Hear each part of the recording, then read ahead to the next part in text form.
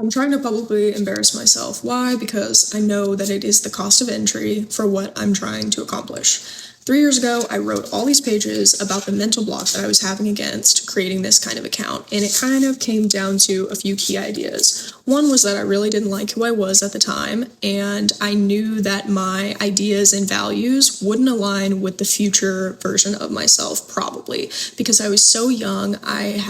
You have such limited life experience the younger that you are, and it was kind of an awareness of, I realize there's so much I don't know, and I'm going to look back on what I am saying and feel an intense sense of shame surrounding that, even though I didn't know any better.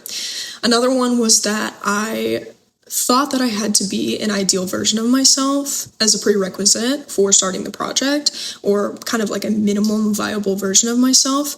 And that version of myself actually didn't have any parameters, definitions, milestones, anything that was measurable that could say, hey, we actually accomplished this. So I was reaching for this insatiable goal of being the best version of myself that would never come into fruition and that I would never feel satisfied with.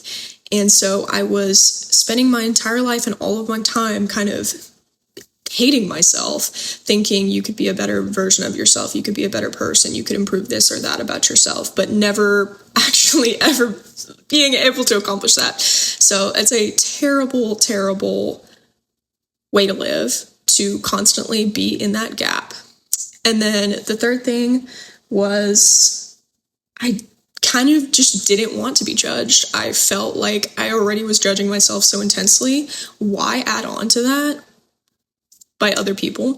But the truth is that feedback is how we improve and grow. And one of the main things that I need to work on and want to work on about myself is articulating my ideas and consolidating them and communicating them effectively. I tend to have what I know in my head and then figure out how to reword it in 80 different ways and way overthink it, and then I re-record the video 50 times, and I get so jumbled up in my mind that I can't even get out what I want to say anymore, because my mind is going faster than my mouth can, and I'm having like 5 different thoughts simultaneously and trying to talk at the same time, and it just doesn't work out.